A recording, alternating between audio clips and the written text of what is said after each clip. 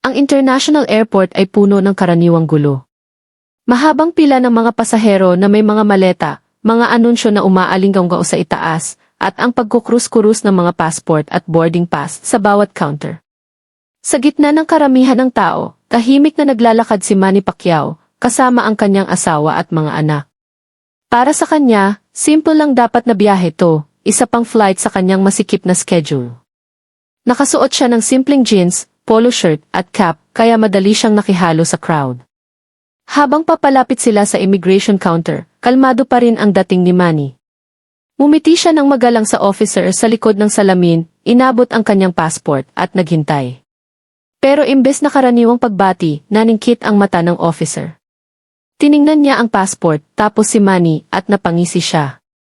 Malakas niyang sinabi para marinig ng iba sa pila, "Sigurado ka bang iyo to? Hindi ka mukhang taong dapat nandito."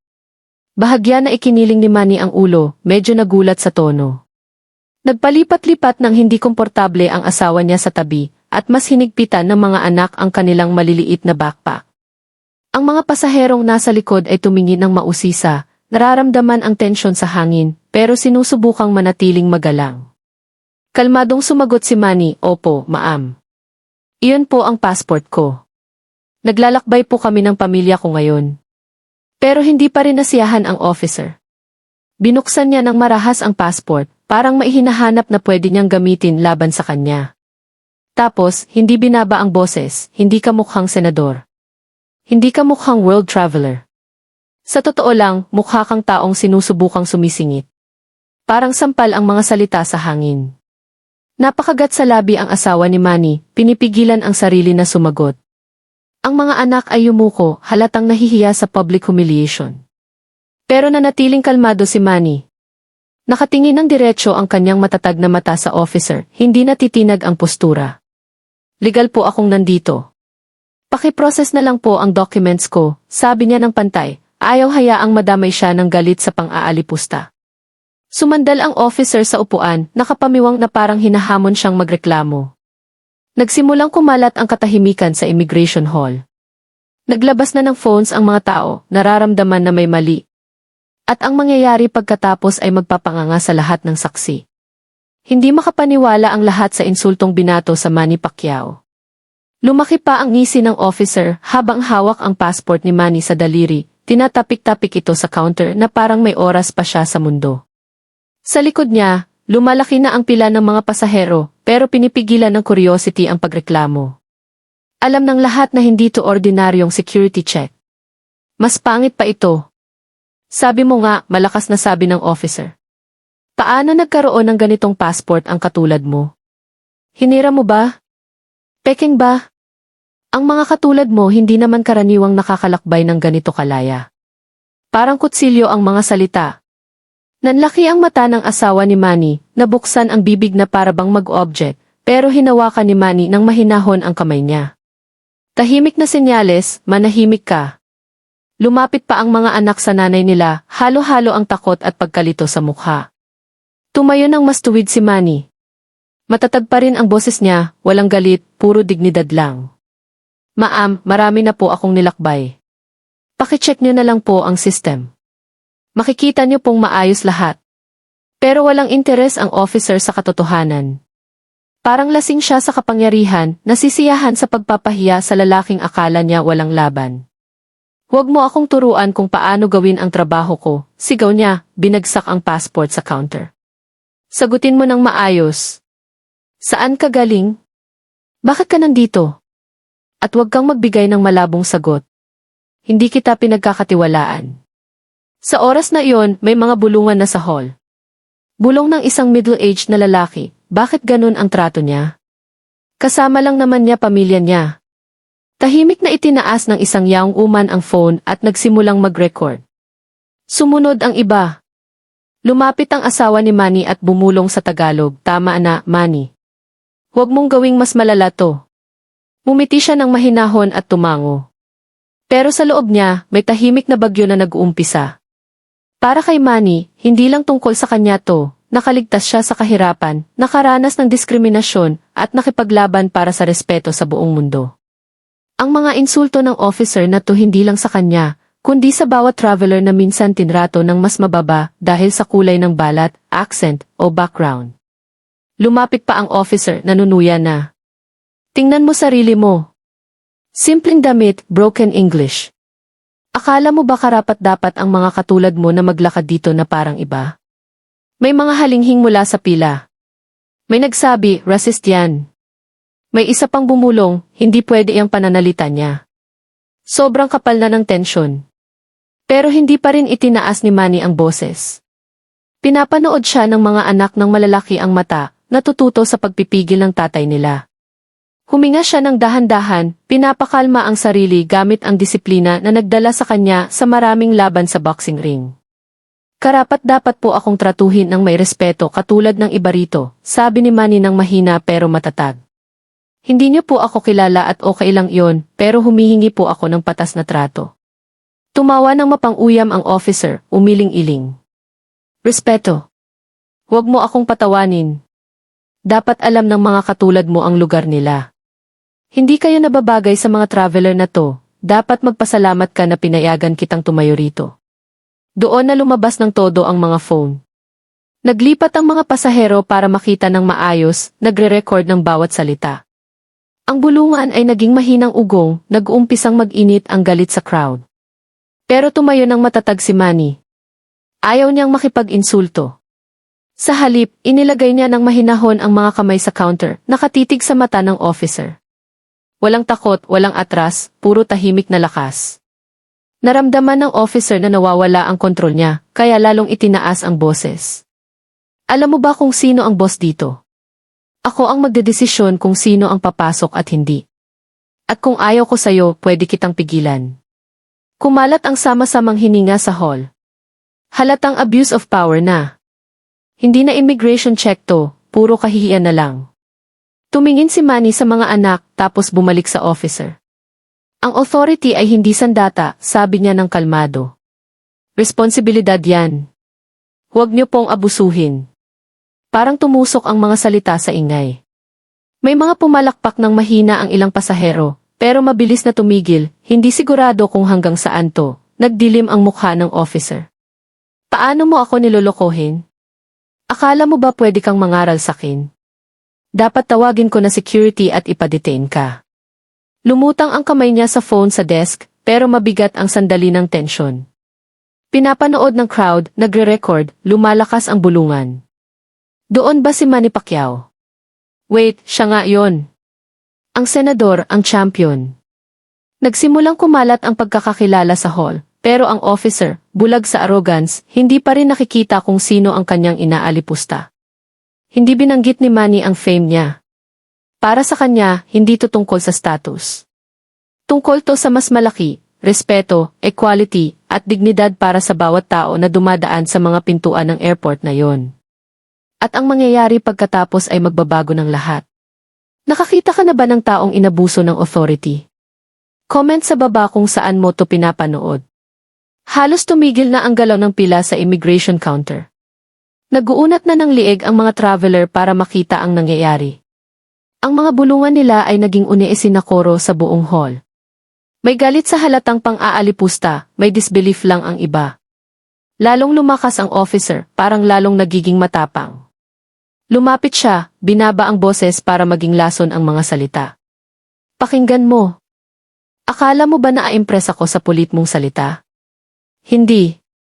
Hindi ka nababagay dito, at kung magdedesisyon akong tanggihan ka, hindi ka lalampas sa counter na to, naiintindihan mo ba? Mas hinigpitan ng asawa ni Manny ang hawak sa braso niya. Manny, please, bulong niya ng urgent. Huwag kang makipagtalo. Humingi na lang tayo ng ibang officer o umalis bago pa lumala. Tumingin ang mga anak sa kanya ng malalaki ang mata sa takot. Sa kanila, siya ang tagapagtanggol, ang champion na kaya ang sinumang kalaban. Pero dito, sa gitna ng maingay na airport, kinukorner siya hindi ng kamao, kundi ng prejudice. Bahagyang lumingon si Manny, binigyan ng kalmadong ngiti ang pamilya. Okay lang, sabi niya ng mahina sa Tagalog. Hindi ko hahayaang masaktan tayo nito. Manahimik kayo. Pero sa loob, alam niyang hindi siya pwedeng umalis lang.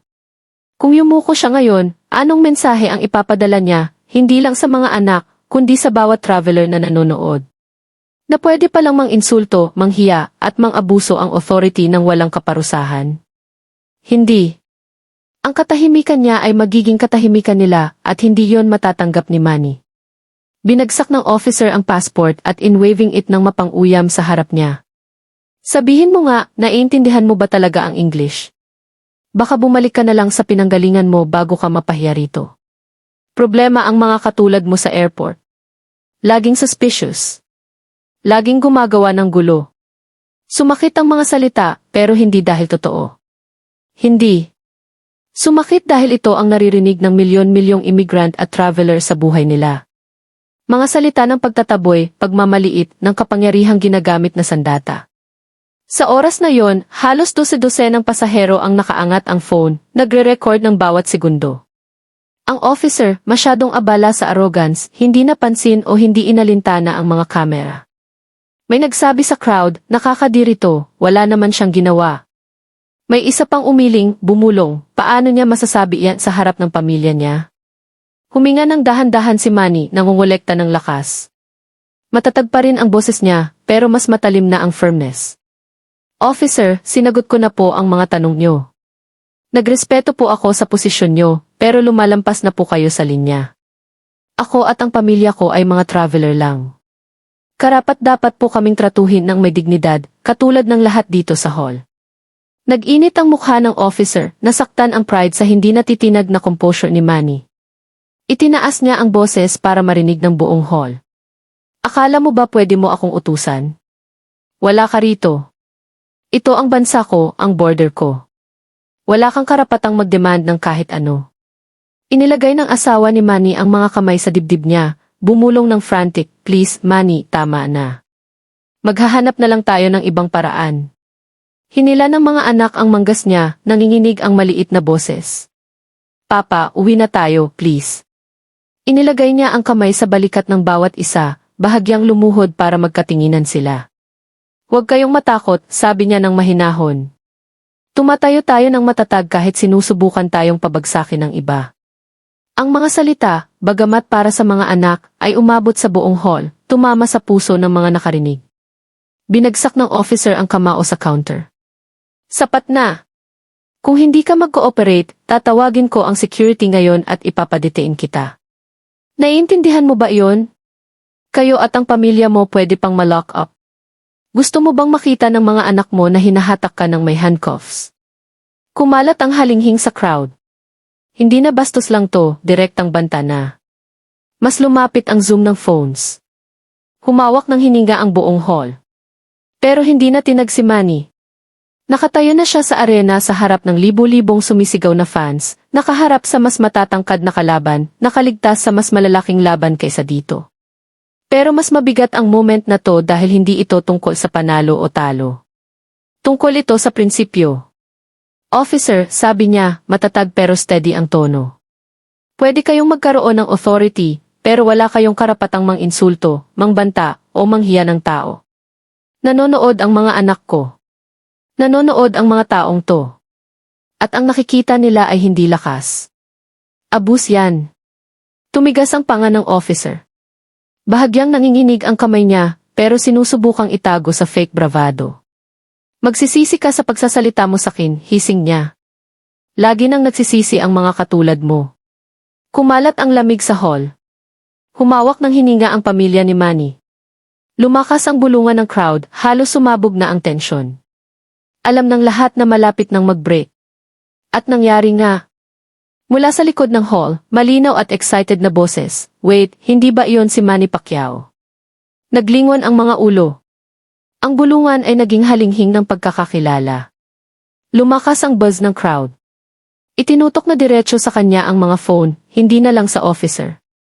Nagsisimula ng kumalat ang katotohanan, pero walang sinabi si Manny. Hindi siya ngumiti, hindi nag-reveal. Tahimik siyang nakatayo, hinayaang mag-unfold ang moment. Para sa kanya, hindi to tungkol sa sino siya sa ring o sa politika.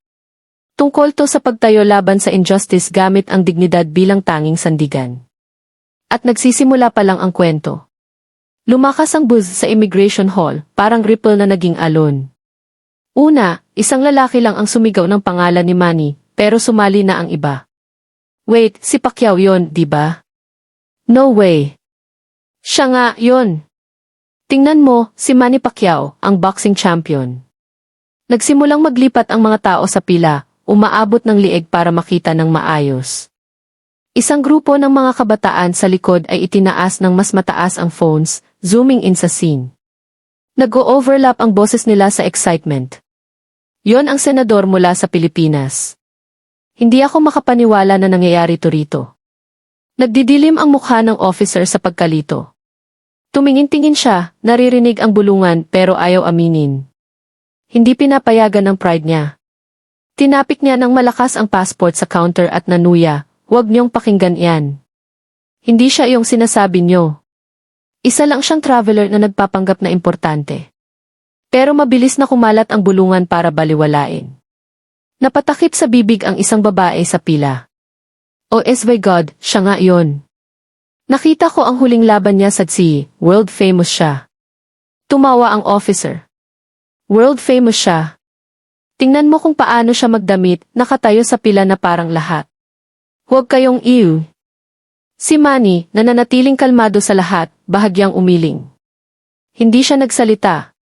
Hindi ginamit ang pangalan o fame para protektahan ang sarili. Tahimik siyang nakatayo, mga kamay mahinahong nakapatong sa counter.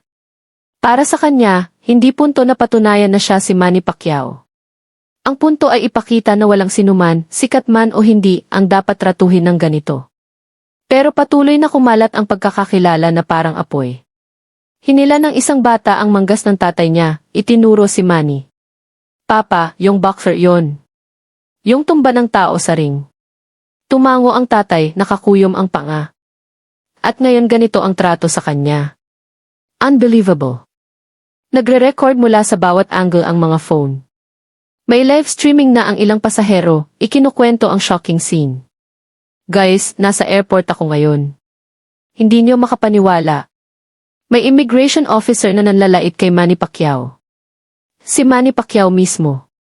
Naririnig ng officer ang chattering, lalong nagalit, nasaktan na ang pride, ngayon parang threatened. Binagsak ulit ang passport sa counter, umugong sa hall. Sapat na ng katangahan na to, wala akong pakialam kung ano ang akala nyo nakikita nyo. Hanggat hindi ko sinasabi, hindi ka lalampas sa counter na to, naririnig mo ba? Kumalat ang halinghing sa crowd. May sumigaw ng protesta, bakit ganun ang trato mo sa kanya? Wala namang ginawa. May isa pang, itigil mo ang abuse ng authority mo. Tumingin ng masama ang officer sa mga pasahero, pero mabilis na bumalik sa Manny, puno ng galit ang boses. At wag mong isipin na ililigtas ka ng mga bulungang yan. Fame, pera, o anumang pinagpapanggap mo, walang kwenta rito. Nasa ilalim ka ng authority ko. Sa wakas nagsalita si Manny. Kalmado ang boses, pero may bigat na nagpatahimik sa lumalaking crowd. Ma'am, may respeto, hindi to tungkol sa akin. Hindi ko sasabihin kung sino ako dahil hindi mahalaga kung sino ako. Ang mahalaga ay kung paano mo tratuhin ang tao kapag akala mo walang nanonood. Parang kidlat ang mga salita. Kahit ang hindi pa nakakilala sa kanya ay naramdaman ang lakas. Tumigil ang pagyanig ng phones habang pinapakalma ng mga tao ang kamay, determinado na kuhanan ng bawat segundo. Pinilit ng officer na tumawa. Ang mahalaga ay sumunod ka sa utos ko at kung hindi magsisisi ka. Sa likod ni Manny, bumulong ang asawa, nanginginig sa takot at frustration. Manny, please, bakit hindi mo na lang sabihin kung sino ka? Tapusin mo na to bago pa lumala. Bahagyang lumingon siya, malambot pero resolute ang mata. Dahil Jinky, hindi to tungkol sa pagiging Manny Pacquiao. Tungkol to sa pagtayo para sa mas malaki. Kung hahayaan ko siyang tratuhin ako ng ganito, ano ang mangyayari sa iba na walang pangalan, walang kakayahang ipagtanggol ang sarili? Umabot ang mga salita lampas sa pamilya, diretso sa tenga ng crowd na nanonood. Tumango ang mga ulo. Lumakas ang bulungan ng pagsang-ayon. Tama yan, sabi ng isa. Tumatayo siya para sa atin lahat, dagdag ng isa pa. Sa unang beses, may doubt na kumislap sa mata ng officer. Nagpalipat-lipat siya ng hindi komportable, napagtanto na hindi na sa kanya ang hall. Pero ang pride niya ang nagkukulong sa kanya sa pagiging matigas. Huwag kang umarte na parang hero. Isa ka lang na pasahero rito at ako ang magdedesisyon kung pass o fail ka. Matipid at deliberate ang sagot ni Manny. Bahagyang lumapit siya, hindi natitinag ang tingin. Ang tunay na officer ay hindi nang hihiya. Ang tunay na officer ay hindi nang aabuso. Ang kapangyarihan ay hindi para pabagsakin ang tao. Para protektahan sila. Tatandaan mo iyon. Sumabog ang palakpak sa crowd. Hindi pa malakas, pero steady at hindi maikakaila. Kompletong nagbago ang atmosphere. Ang nagsimulang bulungan ng pagkakakilala ay naging alon ng respeto, hindi lang sa fame ni Manny, kundi sa hindi natitinag niyang dignidad. At kahit nakakapit pa ang officer sa arrogance, mabilis nang nawawala ang kontrol niya. Bawat segundo na ayaw niyang umatras ay isa pang segundo na nakukuha ng mga kamera ang kanyang misconduct. Tumatakbo na ang oras. Malapit na ang kanyang pagbagsak. Hindi na lang transit place ang immigration hall. Naging theater ng hustisya na may daan-daang pasahero bilang audience at isang arroganting officer bilang kontrabida. Ang bulong-bulungan, ang mga palakpak, lahat ay bumubuo ng mas malaki. Pulang-pula at flustered ang officer, binagsak ulit ang passport ni Manny sa counter. Nanginginig ang boses pero pinilit niyang palakasin para itago ang takot. Sapat na ng sirko na to, akala mo matalino ka, di ba? Nakatayo ka roon na sinusubukang gawing masama ako sa harap ng lahat. Hindi ko hahayaang mapahiya mo ako sa sarili kong workplace. Pero huli na. Napahiya na niya ang sarili at alam iyon ng crowd. Si Manny, na matagal nang nagpigil, sa wakas ay itinuwid ang balikat at lumapit ng kaunti sa counter. Nanatili ang kalmado, pero may bagong bigat sa boses, commanding authority na umabot sa buong hall at nagpatahimik sa gulo. Ang kahihiyan ay hindi nagmumula sa iba, simula niya, steady at malinaw ang tono. Nagmumula yan sa sarili nating aksyon. At ngayon, hindi ako ang nanunuya sa'yo. Ikaw ang nanunuya sa sarili mo sa pamamagitan ng pang-aabuso sa kapangyarihang ibinigay sa'yo. Parang kidlat ang salita. Huminga ng malalim ang mga pasahero, tumango, mahinang pumalakpak. Mas lumapit ang zoom ng kamera. Nag-twitch ang mukha ng officer sa galit, pero nanginginig ang kamay habang nakahawak sa counter. Hindi tumigil si Manny.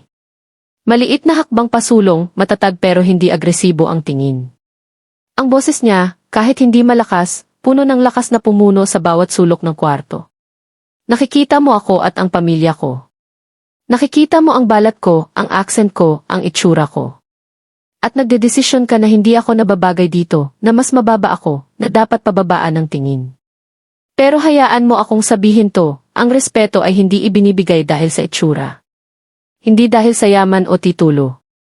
Ang respeto ay karapatan ng bawat tao.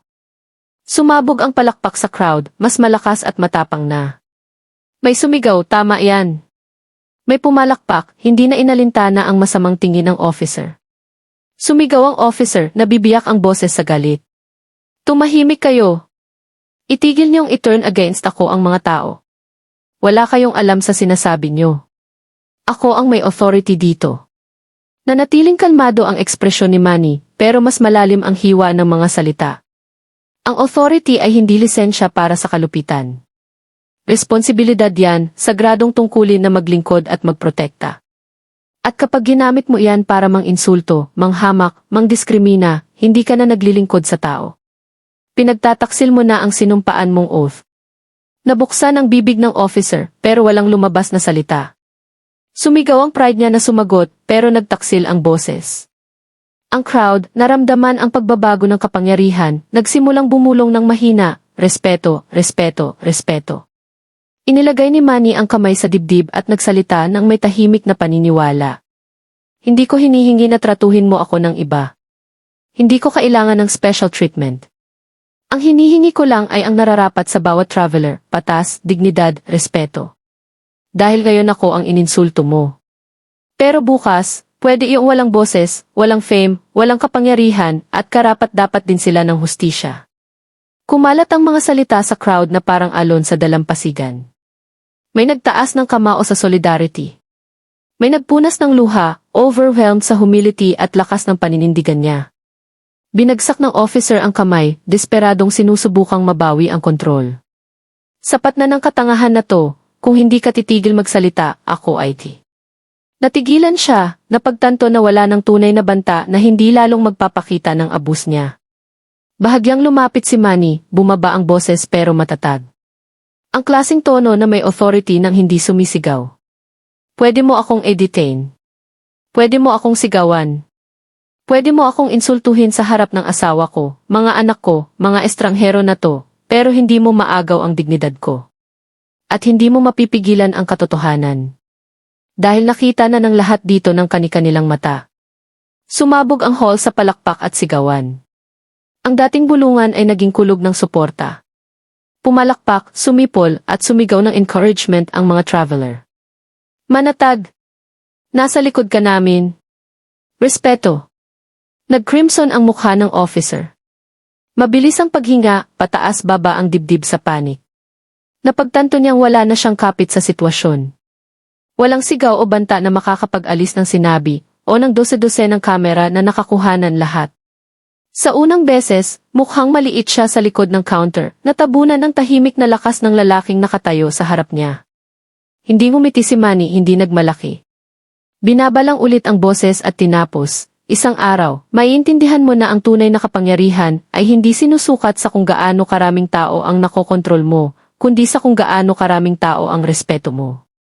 Umugong ang palakpak sa crowd, tumama sa dingding ng airport. Nanginginig na ang officer, tumingin-tingin ng desperado, naghahanap ng backup o sinumang magpapanumbalik ng authority niya. Pero walang dumating. Lahat ng mata sa kanya at lahat nakakita ng katotohanan. Inevitable na ang pagbagsak niya. Parang bubuyog ang immigration hall. Pero sa pagkakataong to, hindi na galing sa frustration ang energy. Galing to sa unity. Dose-dose ng pasahero ang nakaangat ang kamera, nagre-record ng bawat segundo. May nagbubulungan sa isa't isa sa shock, may nananatiling bumubulong. Hindi ako makapaniwala na ganito ang trato kay Manny Pacquiao. Nanginginig pero desperado ang officer, binagsak ulit ang passport. Sapat na, sigaw niya, nabibiyak ang boses. Wala akong pakialam kung sino ang akala nyo. Kung sinabi kong hindi ka nababagay dito, hindi ka nababagay dito. Umugong ang boses niya, pero imbes na mag-command, nagdulot ng boos at groans mula sa crowd. Abuse of power, sigaw ng isa. May isa pang, nakakahiya ka. Nagpalipat-lipat ng nerbiyos ang mata ng officer sa lumalaking crowd ng spectators. Sinubukan niyang itaas ang baba, pero nagtaksil ang boses. Security! Saan ang security? Alisin niyo ang lalaking to rito. Doon, isang matangkad na senior officer na naka-uniforme ang pumasok sa hall, na alert sa commotion. Matatalim ang mata niya habang nag-scan sa kwarto, napansin ang mga nakaangat na phone, ang galit na pasahero, at ang pulang mukha ng officer sa counter. Mabilis siyang lumakad, dumaan sa crowd hanggang sa makarating sa desk. Ano ang nangyayari rito? Tanong niya, clip at professional ang tono. Agad na tumuwid ang officer, bumalik saglit ang bravado dahil sa presensya niya. Sir, ang pasaherong to ay ayaw sumunod. Disruptive siya, disrespectful, at... Pero bago matapos, sumabog ang boses mula sa crowd. Hindi totoo yan. Sinungaling siya. Nagre-record kami ng lahat. Nagwawagayway ng phones ang ilang pasahero, nag-offer ng ebidensya. May sumigaw pa, panoorin niyo ang video. Ininsulto niya. Tinawag niya ng pangalan. Binantaan niya na i-detain ng walang dahilan. Itinaas ng senior officer ang kamay, pinatahimik ang hall. Lumipat ang tingin mula sa crowd patungo kay Manny, na tahimik na nakatayo, nakapaloob ang mga kamay sa harap. Ang kalmado niya sa gitna ng gulo ay malaking contrast sa wild gestures ng officer. Sir, sabi ng senior officer kay Manny, pwede mo bang ikwento kung ano ang nangyari? Bago pa makasagot si Manny, sumabog ulit ang crowd. Si Manny Pacquiao yon, sigaw ng isang babae. Ang world champion. Ininsulto niya na parang kriminal. Kumislap ang pagkakakilala sa mata ng senior officer. Tumingin ulit siya kay Manny, pinag-aaralan ang mukha. Lumambot ang ekspresyon. Wait, ikaw ba si Senator Pacquiao? Bahagyang tumango si Manny, humble ang tono. Opo, pero pakikalmahan niyo po, sir. Hindi to tungkol sa kung sino ako. Tungkol to sa kung paano ako tinrato ng officer niyo, at higit sa lahat, kung paano niya posibleng tratuhin ang iba na walang pangalan, walang kakayahang ipagtanggol ang sarili. Kumalat ang halinghing sa hall, sinundan ng bulungan ng paghanga. Tumigas ang panga ng senior officer. Mabilis siyang lumingon sa immigration officer, maputla na ang mukha nito. Totoo ba to? Sigaw niya. Nagbulol ang officer. Hindi, sir, hindi. Suspicious siya. Trabaho ko lang yon. Sapat na, putol ng senior officer. Tinawag niya ang 2 guard na sumunod sa kanya. Ay escort niyo siya palabas ngayon. Sumabog ang palakpak sa hall habang nanlaki ang mata ng officer sa horror. Wait, hindi niyo pwede to. Hindi pa. Ulit ng senior officer, ngayon na.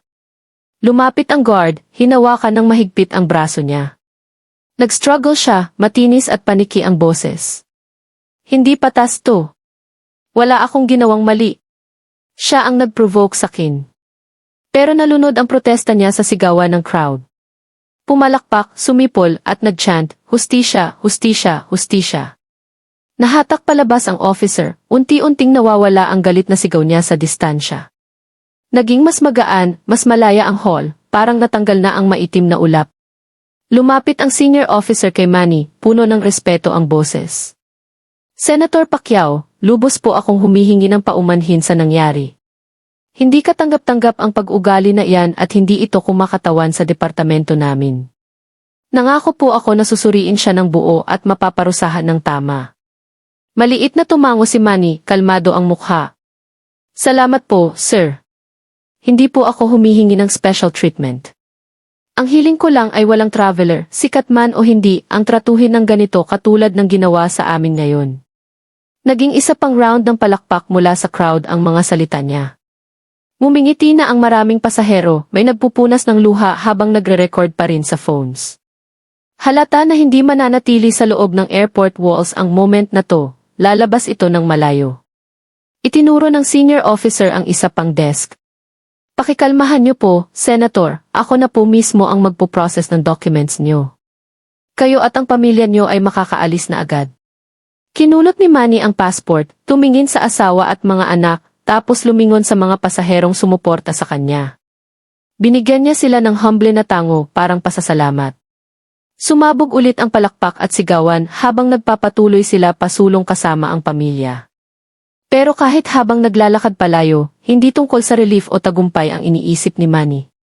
Tungkol to sa aral na dala ng moment na to, na ang dignidad, respeto, at hustisya ay sulit ipaglaban. Kahit mas madali ang manahimik. Unti-unting bumalik sa normal ang hall. Pero malayo pa sa tapos ang kwento. Dose-dose ng phone ang nakakuha ng bawat salita, bawat insulto, bawat aksyon ng tapang. Sa loob ng ilang oras, mapapanood na ng buong mundo, at ang officer na dating nanunuya ng may arrogance ay haharap na sa hustisyang tinanggihan niya sa iba. Pagdating ng boarding ng flight ni Manny at pamilya, hindi na personal na karanasan lang ang insidente. Naging global story na ito. Sa loob ng ilang oras, bumaha sa social media ang clips ng confrontation. Nag-upload ang mga pasahero ng video na nagpapakita ng insulto ng officer, ang kalmadong sagot ni Manny, at ang dramatic na moment nang hatakin siya palabas sa kahihiyan. Isang clip na halos 2 minutes lang, milyon-milyon na ang views pag-take off ng eroplano ni Manny. Ang caption, Immigration Officer Insults Manny Pacquiao. Ang reaksyon niya pag lumabas ang katotohanan ay magpapashock sa'yo. Isa pang video, live stream give a traveler, nagpapakita kay Manny na nagsasabi, ang respeto ay hindi ibinibigay dahil sa itsura. Karapatan yan ng bawat tao. Kumalat ng parang apoy ang line na iyon. Nag-share ang tao sa buong mundo, nagdadagdag ng hashtags tulad ng #respeto para sa lahat at #justice in airports. Mabilis na pinulot ng news outlets ang story. Nag-blare ang headlines, Immigration Officer Humiliates World Champion. Manny Pacquiao tinrato ng kahiyahiya at shame. Mula ring hanggang real life, ipinaglaban ni Pacquiao ang racism gamit ang dignidad. Makapangyarihang salita ni Manny Pacquiao viral. Nagugat ang mga video sa mainit na debat tungkol sa racism, abuse of power, at trato sa mga traveler sa buong mundo. Punong-puno ng kwento ang comment sections mula sa mga taong nakaranas ng katulad na kahihiyan, pero wala namang kapangyarihan o fame para ipagtanggol ang sarili. Para sa kanila, ang paninindigan ni Manny ay hindi lang inspiring, hiyaling pa. Nakapagbigay ng pag-asa sa akin ang panonood sa kanya na manatiling kalmado, isinulat ng isa. Bilang immigrant, nakaranas din ako ng ganong insulto. Pakiramdam ko si Pacquiao ang nagsalita para sa amin lahat, sabi ng isa pa. Samantala, ang officer na nagsimula nito ay nasuspend sa loob ng ilang oras. Nag-launch ng internal investigation, pinapagana hindi lang ng reklamo ng pasahero, kundi ng hindi maikakailang video evidence. Ang arrogance niya ang naging dahilan ng pagbagsak niya, at ngayon ang mga kamera na binabaliwala niya ang naging pruweba ng misconduct niya. Sa Pilipinas, walang tigil ang pag-buzz ng phone ni Manny. Mga mensahe mula sa supporters, kapwa politiko, atleta, at ordinaryong mamamayan ang dumating. Kinumpirma ng spokesperson niya na hindi mag-file ng charges ang senador. Hindi siya naghahanap ng revenge. Gusto niya maging spark ng reform ang insidente. Sa harap ng reporters ilang araw pagkatapos, tinugunan ni Manny ang insidente ng parehong humility na ipinakita niya sa airport. Nag-flash ang cameras, nag-crowd ang microphones, pero kalmado at steady ang boses niya. Hindi ako nakatayo rito bilang boxer o senador, sabi niya. Nakatayo ako rito bilang tao, bilang ama, bilang traveler, katulad ng milyon-milyong iba na dumadaan sa airport araw-araw. Ang nangyari sa akin ay maliit kumpara sa nangyayari sa mga walang kamera na nanonood, walang fame na magpoprotekta. Hindi to tungkol sa isang officer. Tungkol to sa pagtiyak na may dignidad at respeto para sa lahat. Natapos ang press conference sa palakpak, hindi iyong karaniwan para sa politiko, kundi iyong para sa leader na nagsasalita mula sa puso.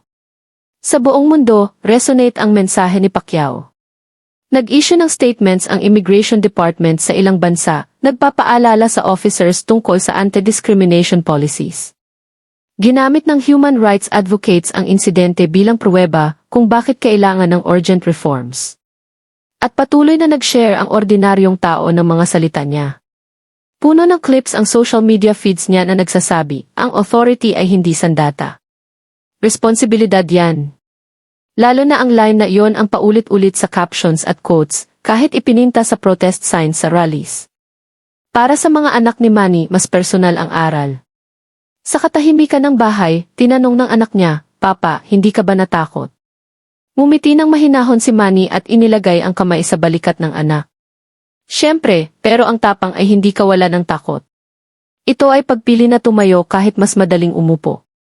Lagi niyong tatandaan, ang respeto ay dapat ipagtanggol para sa sarili at para sa iba. Ang viral story ay naging higit pa sa trending topic. Ginamit ito sa mga paaralan, simbahan, at community centers bilang halimbawa ng dignidad sa harap ng diskriminasyon. Ikinukwento ito sa classrooms kung saan tinatanong ng teachers, ano ang gagawin mo kung ikaw ang nasa lugar niya? Ibinabahagi sa hapagkainan kung saan nag-uusap ang pamilya tungkol sa kahalagahan ng patas na trato sa bawat tao. Tungkol naman sa officer, mabilis na wala ang pangalan niya sa headlines. Ang natira ay hindi ang arrogance niya, kundi ang aral na dala ng pagbagsak niya. Na ang kapangyarihan ng walang humility ay kahinaan, at ang authority ng walang hustisya ay korupsyon. At si Manny, hindi siya nanatili sa insidente. Para sa kanya, isa lang yung moment sa buhay na puno ng laban. Ito ay nilabanan hindi gamit ang kamao, kundi salita at dignidad. Pero nakita ng mundo at naalala ng mundo. Isinara niya ang mensahe ng parehong humility na nag-define sa kanya. Tayo'y naglalakbay sa iba't ibang landas, pero ang respeto ang passport na dapat nating dala lahat. Kung naniniwala kayong walang dapat hatulan batay sa itsura, samahan niyo akong ipalaganap ang mensahe na iyan. Ang call to action ay umugong online kung saan libo-libong nag-type ng salitang pirespeto sa comments, nagkakaisa sa digital chorus para sa hustisya. At kaya ang nagsimulang humiliating moment sa airport ay naging mas malaki. Paalala na kahit sa harap ng injustice, ang tapang ng isang tao ay pwedeng mag-spark ng pagbabago ng lampas sa mga dingding ng terminal.